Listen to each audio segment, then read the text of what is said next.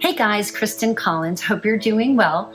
This week, I wanted to continue our conversation about mindset and how we're experiencing the life that we are energetically putting out there, and really to digest and continue to explore mindfulness. And what does that mean? And what are the benefits of being here now?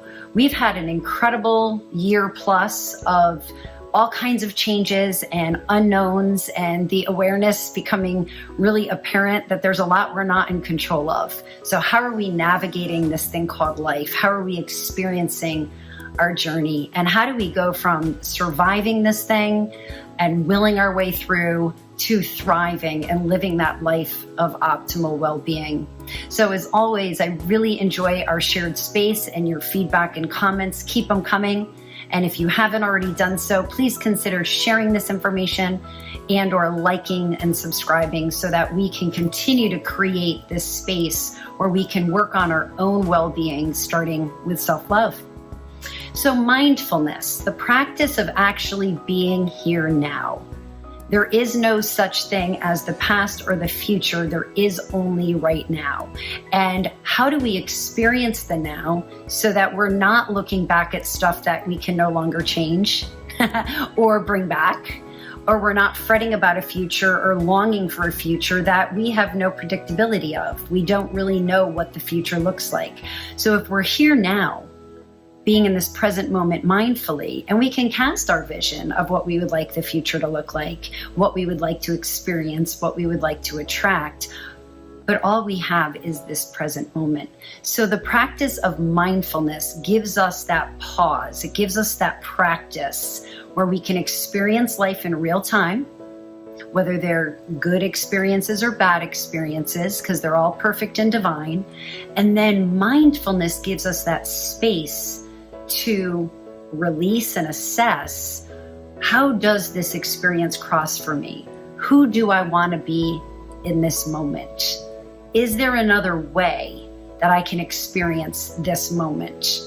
Because our mindset and how we get into our groove based on our lens, our life experiences, can be shifted with mindfulness. So I don't know, have you ever gotten in your car and driven from point A to point B, and you pull into point B and you're like, I don't remember a single thing that just happened on that drive. We're not here now. And never mind the fact that that's dangerous. We are not being present, taking in life in real time. So how do we exercise mindfulness? How do we live a life that will provide resilience, that will release things that we can't control, that'll help us stop disassociating or trying to satiate from outside of ourselves? Mindfulness is practiced by, first and foremost, sitting with self. When we sit with self quietly in the present moment, preferably with our eyes closed, sometimes maybe walking with nature and noticing birds or colors or sounds. When we are intentional about being there in the moment, either connected to self, connected to nature, actively listening to another person. How many times do we get caught up with, how do I want to answer that person while they're talking? And mindfulness is about being present and actually listening wholly with all of you to that other person, and then pausing after to digest and see what bubbles up and how to respond. And I know that I've been at the point where somebody stops listening and I'm like, okay, disinterested, doesn't matter, shush, right?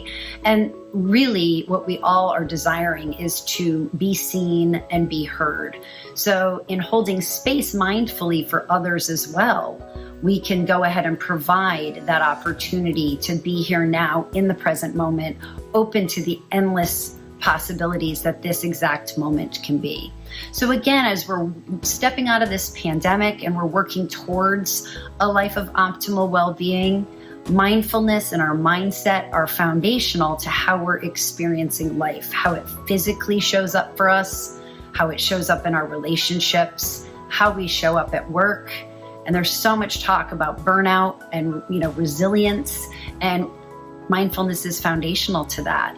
That is the key to being resilient and moving from surviving this thing called life to actually thriving. So I'd love to enjoy the ride with you. I love our shared community and our conversations. If you have other experiences or tools when it comes to mindfulness, please comment below or reach out and share with me, because it is in that shared community that we all interconnect to live that life of optimal well-being. So until next time, be love. Bye.